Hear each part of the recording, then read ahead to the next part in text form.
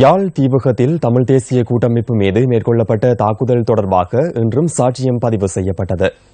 2001ஆம் ஆண்டு நவம்பர் மாதம் 28ஆம் திகதி தீவக பகுதியில் தேர்தல் பிரசாரத்திற்காக சென்றிருந்த தமிழ் தேசிய கூட்டமைப்பினர் மீது ஈழமக்கள் ஜனநாயக கட்சியினரால் நாரந்தனை என்னுமிடத்தில் தாக்குதல் நடத்தப்பட்டிருந்தது.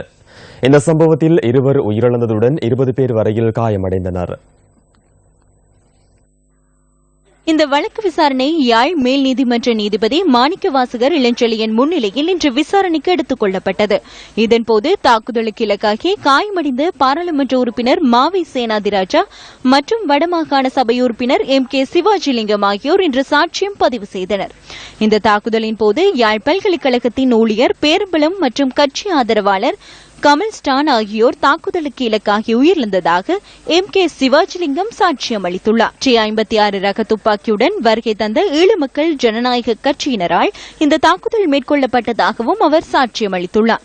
இந்த வழக்கின் 3வது பிரதிவாதியாக குறிப்பிடப்பட்டுள்ள ஜீவன் தனது வாகனத்தை சூழ்ந்து தாக்குதல் நடத்தியதாகவும் வாள் போன்ற கோடரியால் வெட்டி தாக்கியதாக MK சிவாஜிலிங்கம் நீதிமன்றத்தில் இன்று குறிப்பிட்டுள்ளார். இதன்போது தாக்குதல் தொடர்பில் கைது செய்யப்பட்டுள்ள 1வது சந்தேக நபரான நெப்போலியனின் கட்டளைக்கு அமைய துப்பாக்கி பிரயோகம் மேற்கொள்ளப்பட்டதாகவும் அவர் கூறியுள்ளார். இதேவேளை தனது வாகனம் 4வதாக பயணித்ததாகவும் தாக்குதல் மேற்கொண்டவர்கள் தங்களை சூழ்ந்து நின்று தாக்குதல் நடத்தியதாகவும் பாராளுமன்ற உறுப்பினர் மாவை சேனாதிராஜா இன்று நீதிபதி முன்னிலையில் சாட்சியம் அளித்துள்ளார். சுமார் 40 பேர் இந்த தாக்குதலில் ஈடுபட்டதாகவும் அவர் கூறியுள்ளார். தான் காயமடைந்த பின்னர் முன்னாள் பாராளுமன்ற உறுப்பினர் நடராஜா ரவிராஜ் தன்னையும் சம்பவத்தின் போது உயிரிழந்த பேரம்பலத்தையும் அவருடைய காரில் ஏற்றி யாழ் போதனா வைத்தியசாலைக்கு கொண்டு சென்றதாகவும் மாவை சேனாதிராஜா தெரிவித்துள்ளார். இதனையடுத்து இந்த வழக்கு விசாரணையை நாளை 9:30க்கு விசாரிப்பதற்கு யாழ் மேல் நீதிமன்ற நீதிபதி மாணிக்கவாசகர் இளஞ்செழியன் உத்தரவிட்டுள்ளார்.